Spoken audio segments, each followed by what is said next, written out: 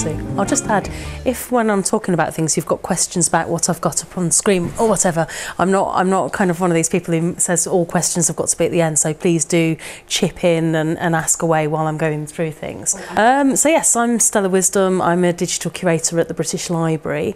I've worked at the British Library for 7 years, but I've not always been a digital curator. I was a storage and preservation manager, dealing with all sorts of probably analogue library things. I used to be responsible for the deaccessioning and disposals procedure and policies, stock moves, shelving installations, book moves, all of that kind of traditional work. However, the library had a restructuring in 2010 and set up a digital scholarship department, a brand new department in the library, and was recruiting internally for new staff.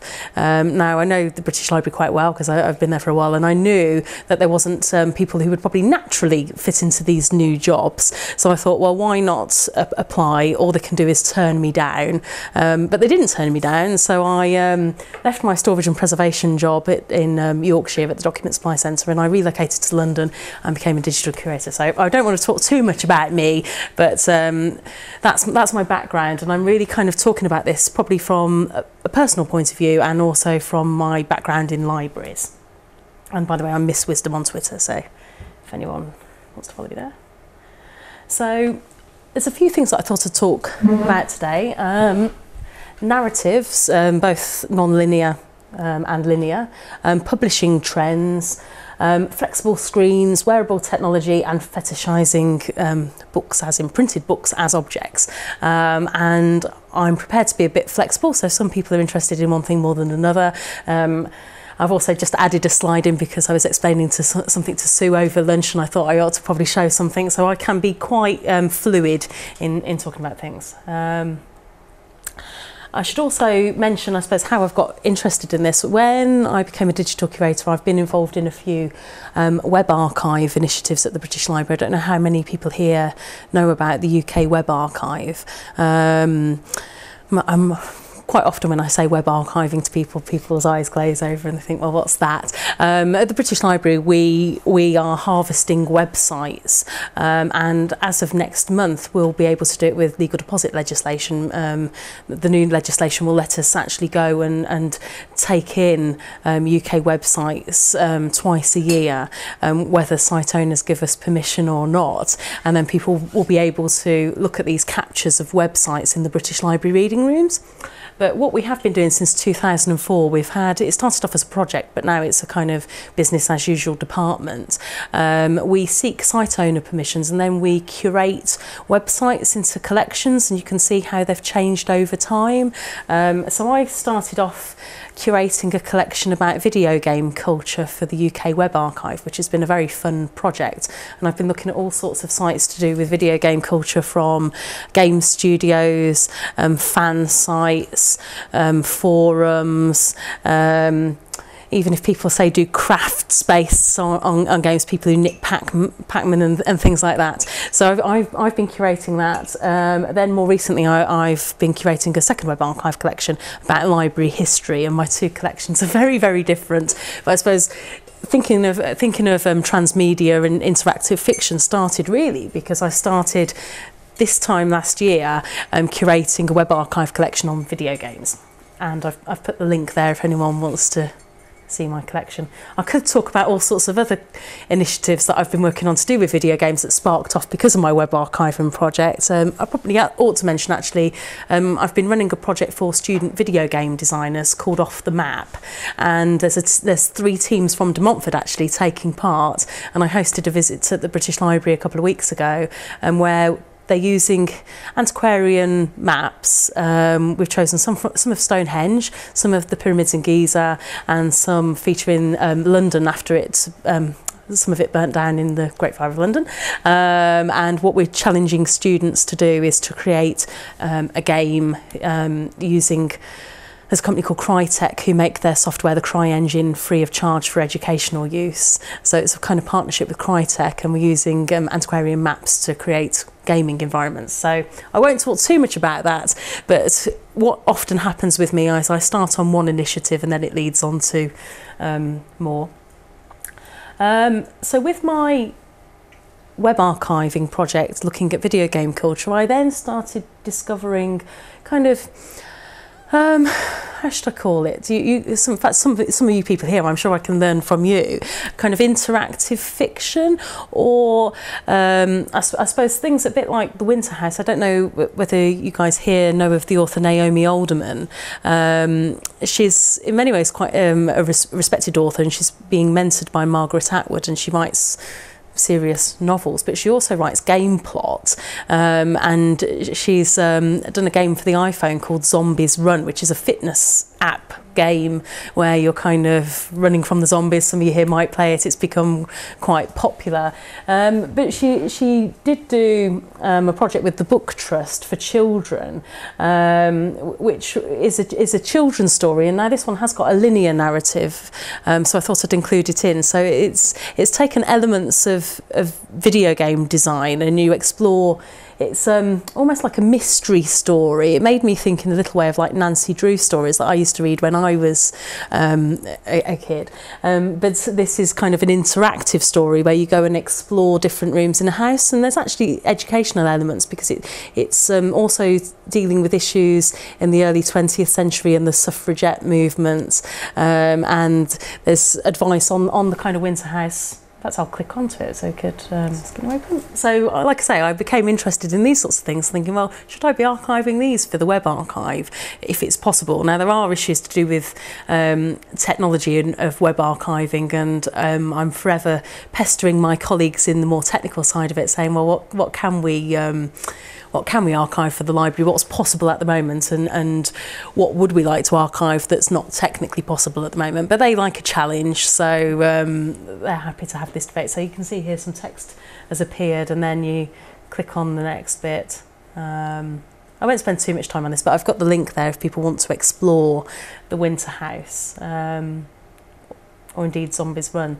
So I found that interesting, and I think what I thought is I assumed that I suppose interactive stories like this would not follow a linear narrative. So when I started looking into this, I realised actually that assumption of mine was wrong. I'm also quite interested in actually people writing traditional novels but using kind of formats from software or online, and it actually influences the physical format of their book. So I don't know whether any of you have read A Visit from the Goon Squad, and one of the chapters written in a PowerPoint style. Jennifer Egan's quite famous because when she was an undergraduate at uni, she dated Steve Jobs, and she was one of the first people to have an Apple Mac. So she's actually quite interesting, actually, as a person herself.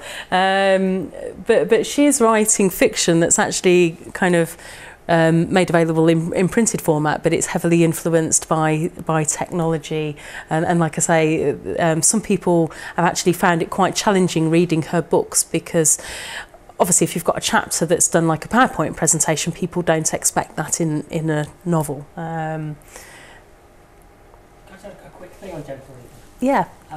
Visit from the Goon Squad won the Pulitzer Prize for Fiction in 2011. And I think it's worth sort of pointing out that there is a kind of a mass appeal to that kind of work. It's not just a kind of a niche little thing anymore. It's really spreading quite quickly.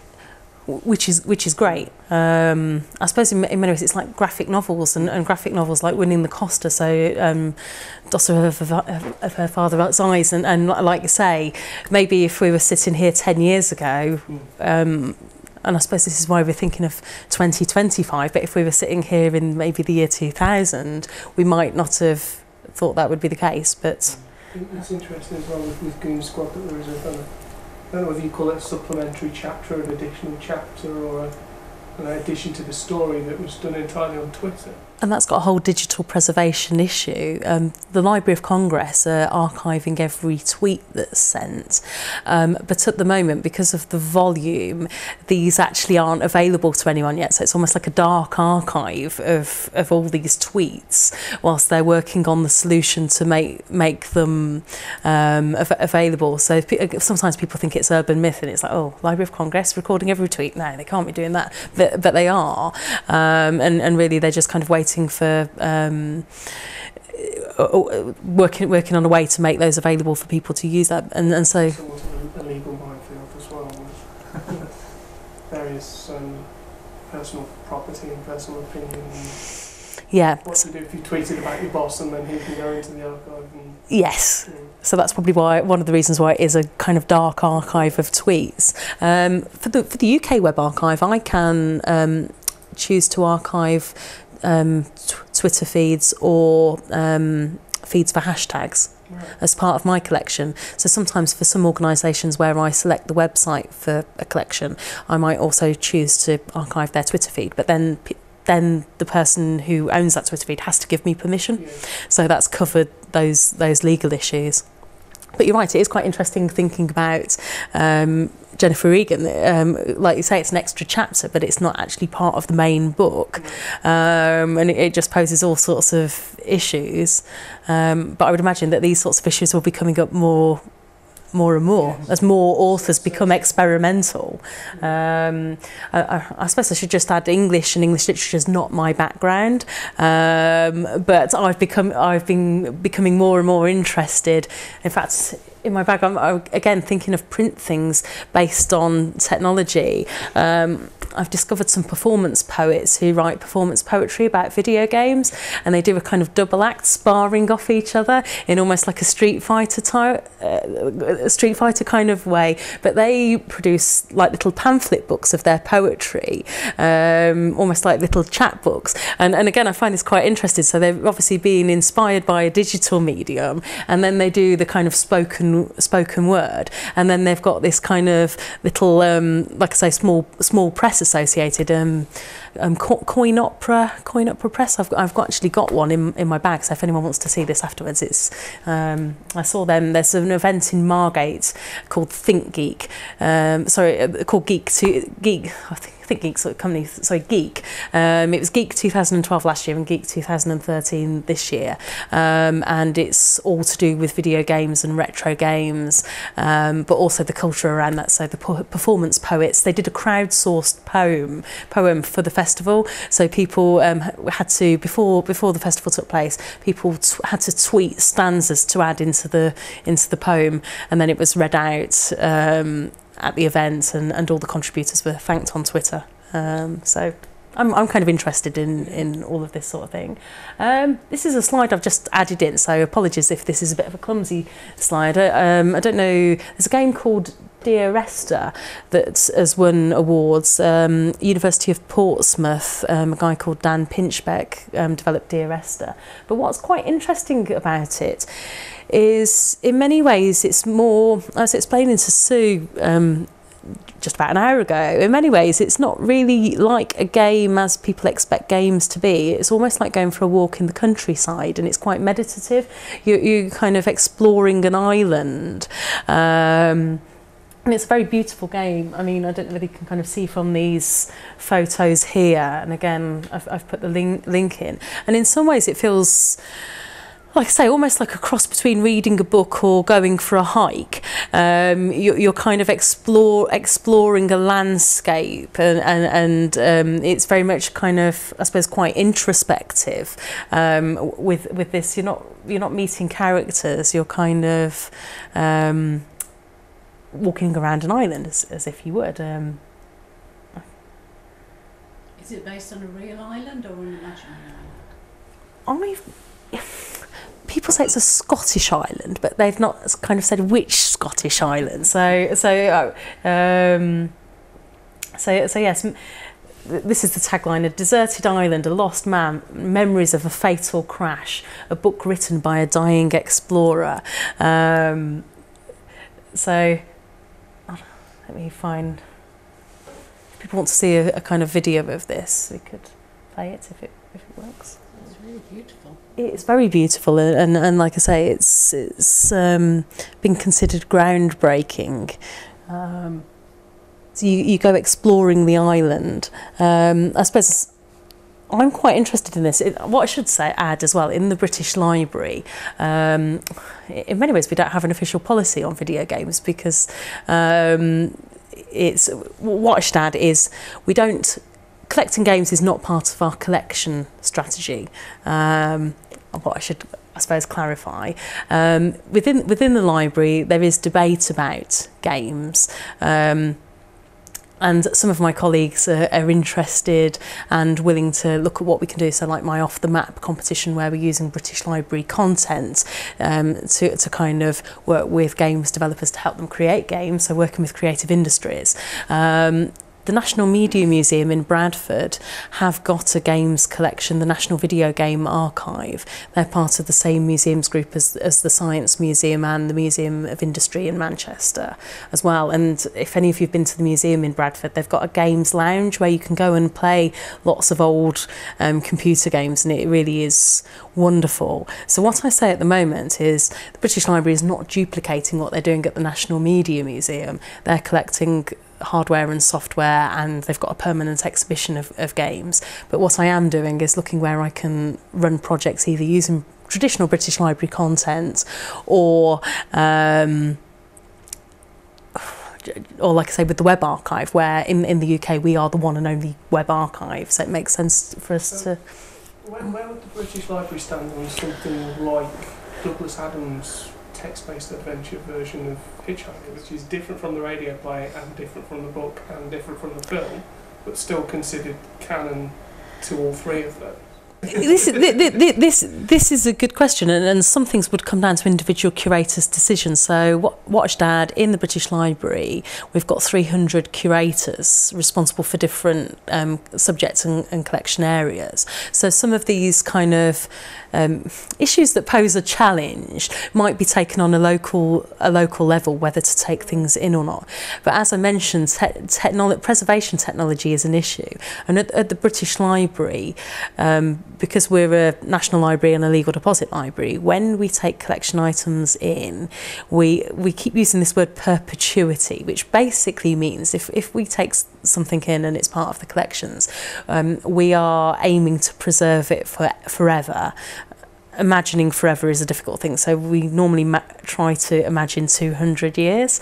And the problem with digital preservation or preserving digital formats is even trying to plan to preserve something for, say, 10 years or 20 years or 50 years is challenging, and we have got a digital preservation team.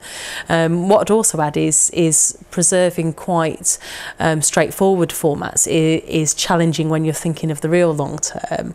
So that's when I suppose it comes down to economics and resource, and more complicated material is almost kind of left for the that can't be a priority at the moment, because we're having to deal with even, like I say, PDFs and standard ebooks. But you're right, text adventure games, you're right, it's a grey area, isn't it?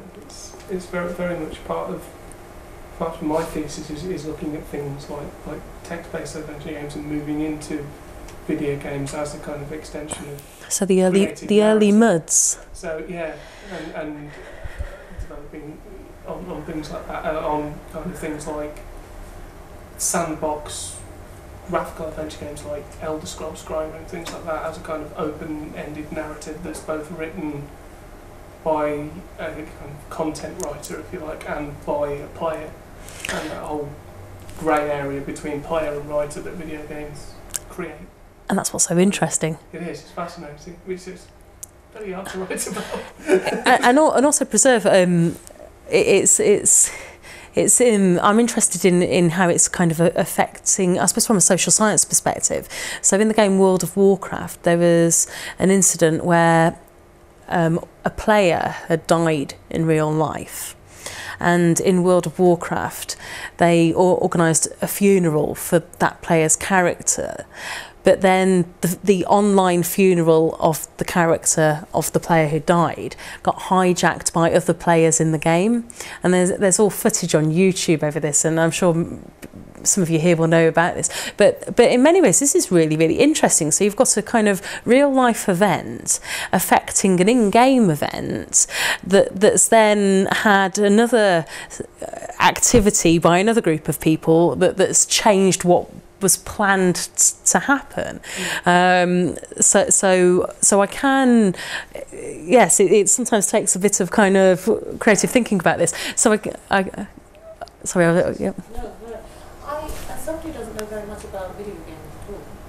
Why is there suddenly, well, it's probably not suddenly, it's suddenly for me, an interest in the intersection between literature and video games? I'm probably not an expert on this because I've not done research into this, but what I have noticed is where you have got respected authors like Naomi Alderman going into writing game plot, there's obviously authors that are wanting to kind of create video games as well as, say, traditional novels or traditional short stories. So I think some of this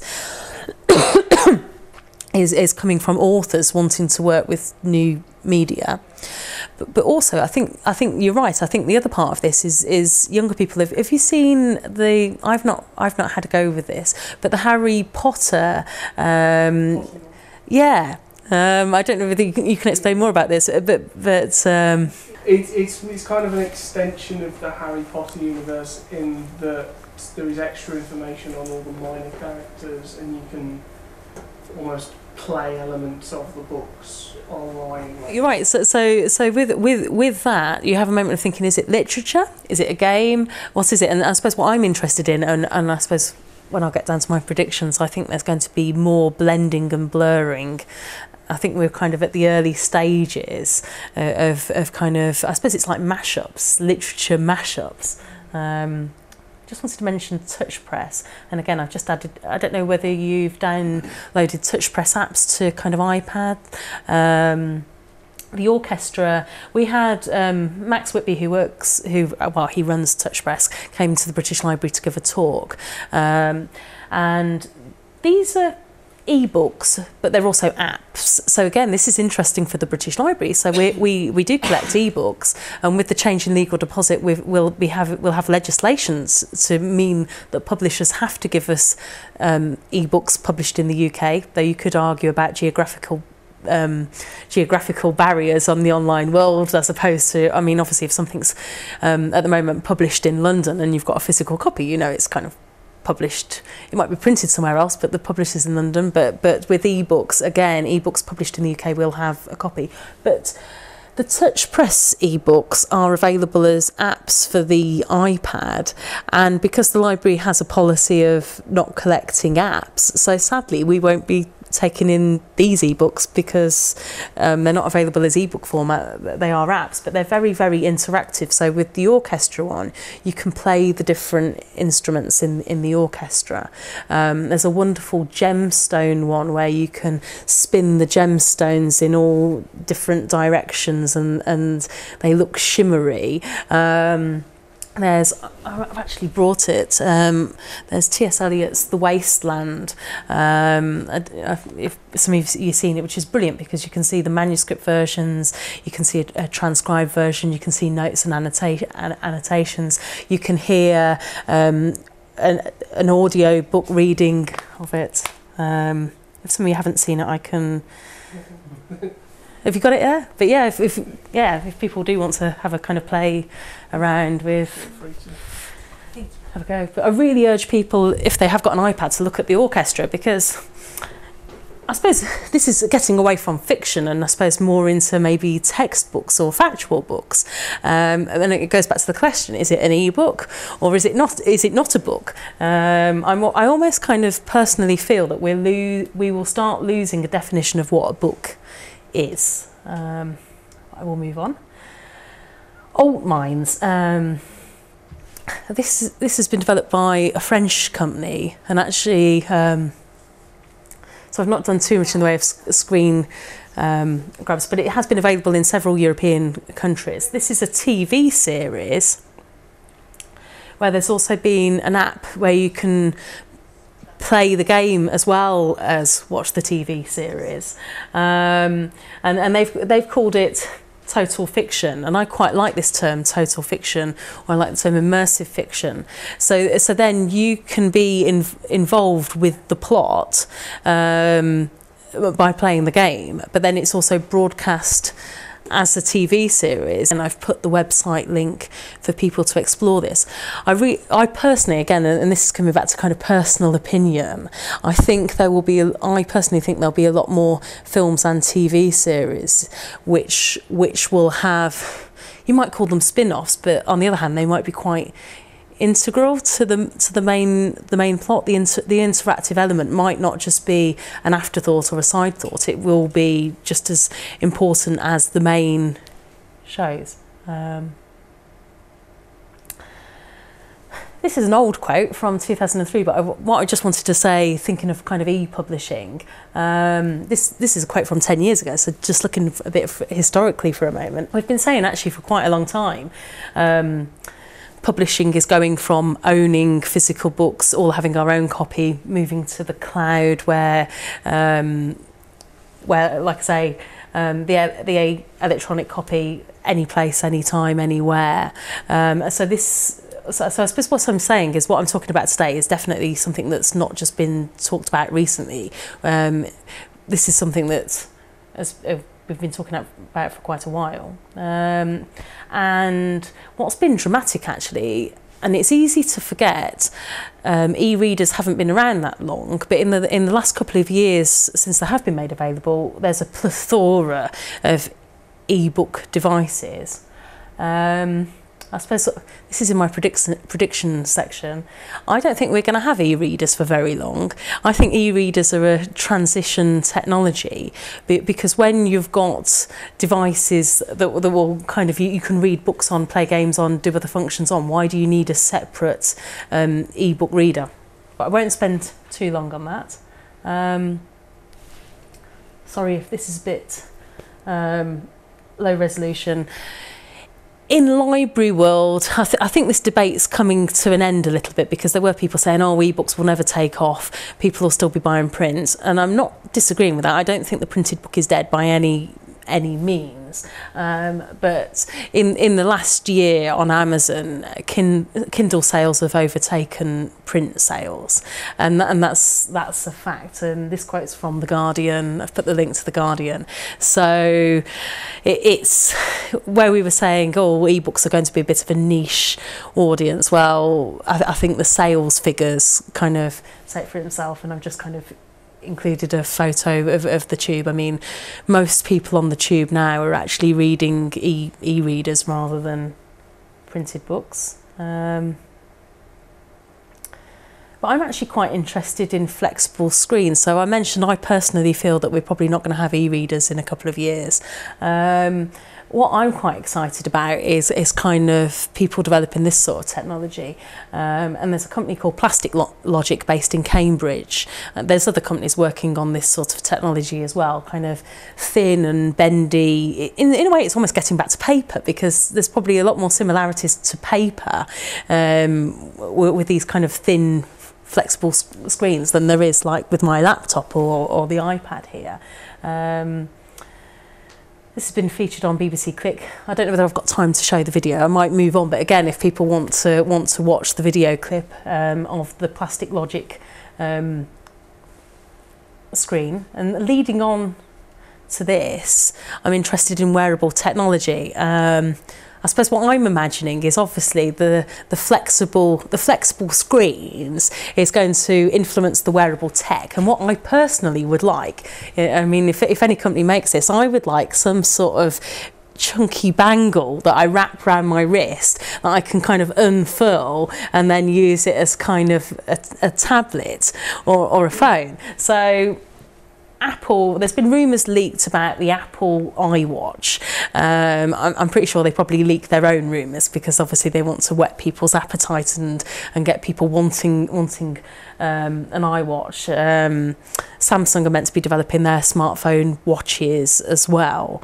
So I suppose in a way I'm being a bit conservative because this is not going to happen in 2025. This is probably going to happen. Well, people have been using. It is. People have been using iPod Nanos as watches, and because they've got a clip, but they are actually going to be launching a watch. That's, I know it does look pretty similar, but you're right. And in fact, one of the reasons why the iPod Nano went from being rectangular to being square again is this, like I say, movement towards the watch, but they're not calling it the iWatch yet. You're right. So they've kind of changed the shape of the iPod Nano to make it square, and it's got the clip. There's probably many other links, and some of you might know more than me. I suppose I'm getting away from reading here, but I just wanted to think that leading into my predictions, I think wearable technology is going to happen in a big way, and obviously to start off with, it will be seen as something new and quirky, but it will just seem normal to us as kind of like putting on a watch that we would these days. And as you mentioned it, so Google Glass, lots of people talking about this, lots of people worried about kind of privacy issues, all sorts of things. I was having a bit of a debate with someone I know yesterday. I suppose it depends whether you're kind of utopian or dystopian.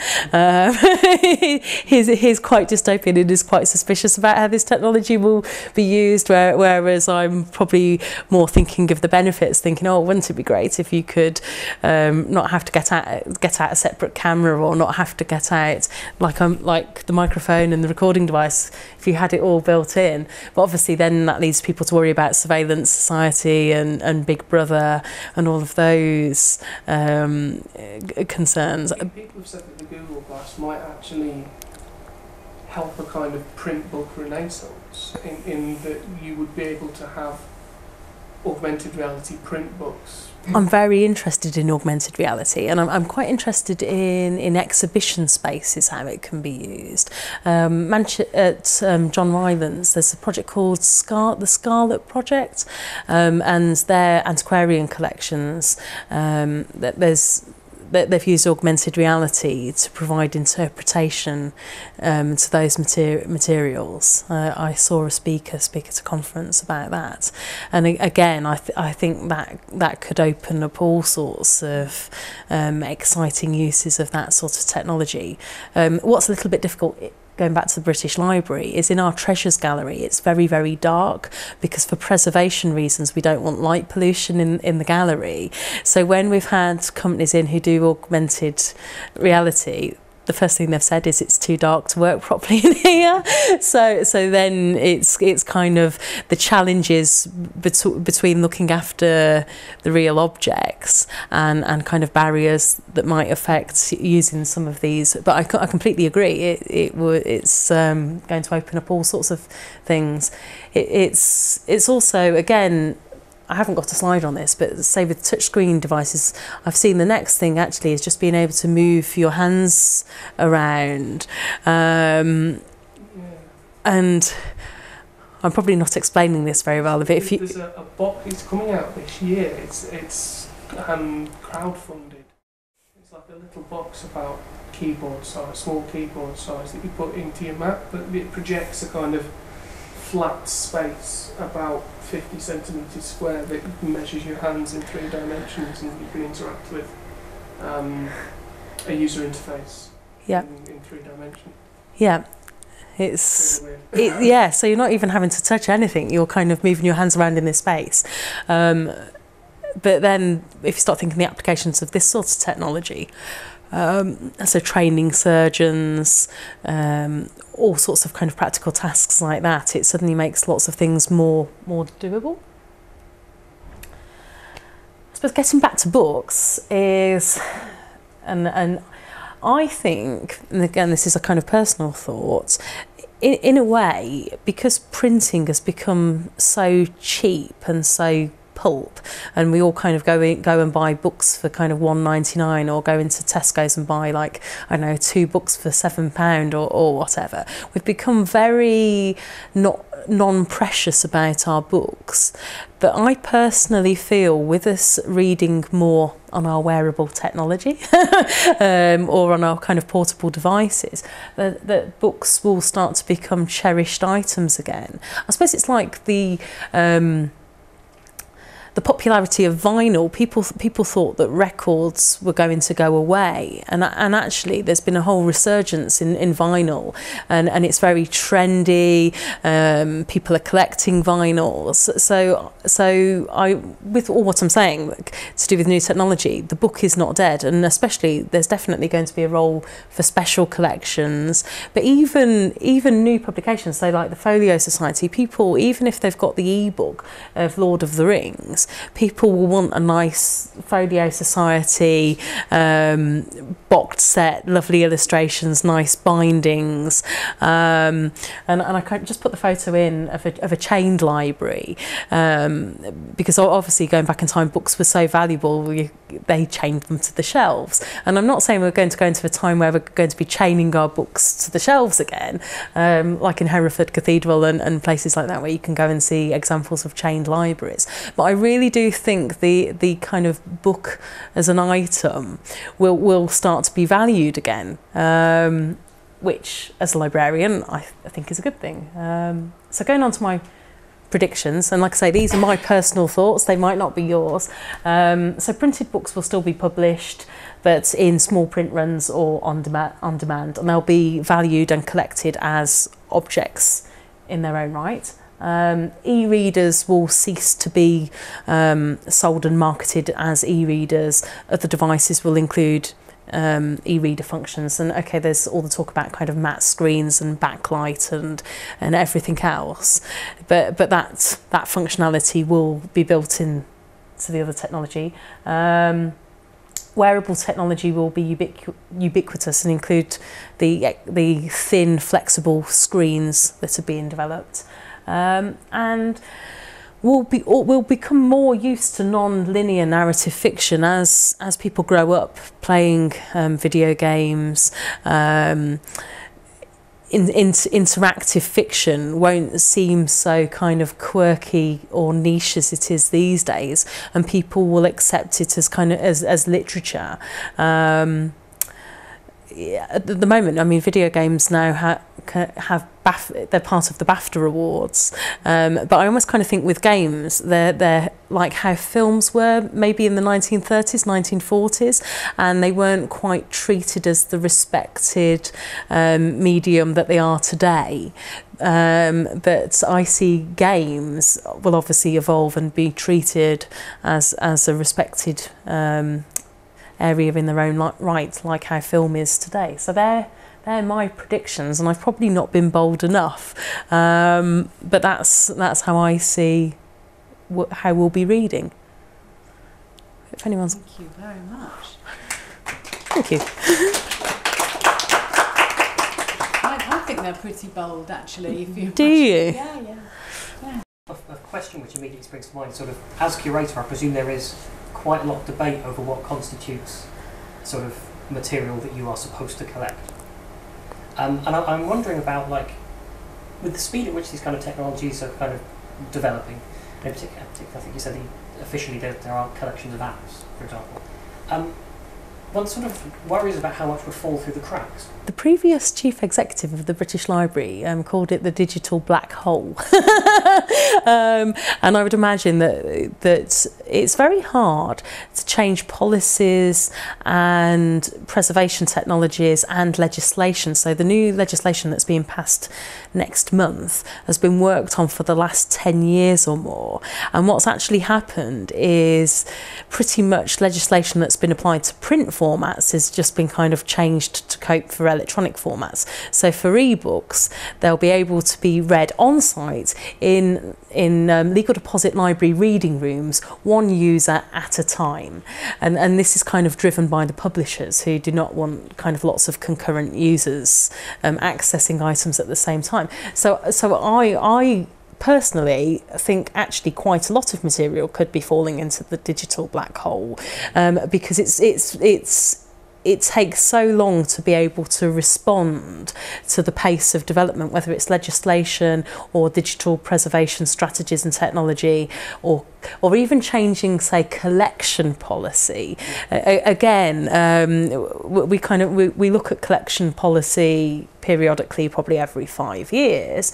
But if you kind of look what happens in 5 years, and if we were sitting here 5 years ago, even the very old clunky Kindles with the keyboards and the grayscale screens, I've got one of these, they would have seemed really cutting edge and cool and exciting, because in many ways, because Kindles were new.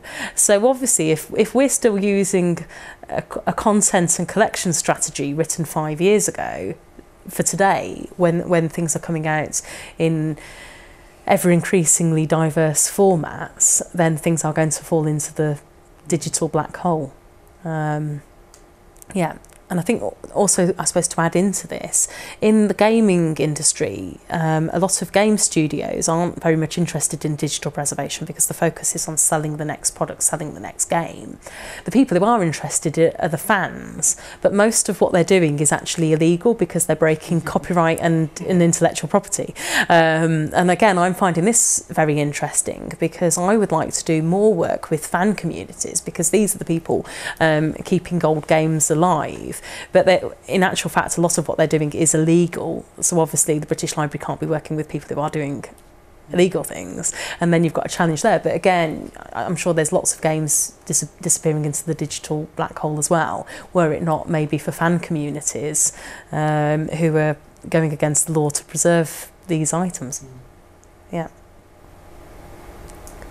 Is there an issue as well around, I'm just thinking of, I'm filmmakers, I'm thinking about video formats. They're all tapes that you have nothing to play on anymore, and I think the bigger digital formats, you know, you might have the game, but do you have anything that understands? Yeah, I can talk. We've got what was the Sound Archive, the National Sound Archive at the British Library. I should mention, if you guys don't know that much about the history of the British Library is several other organisations that all fused together in the early 1970s, and the Sound Archive was one of them. We've got a building at Boston Spa in Yorkshire with all sorts of old sound and video equipment, and we take in ones for spares and repairs. So we've got like Betamax video recorders and old gramophones and cassette players, and it's almost like an Aladdin's cave of old technology in this building for our sound and video collections. We've not been doing that for games because the library doesn't collect games, but in Japan,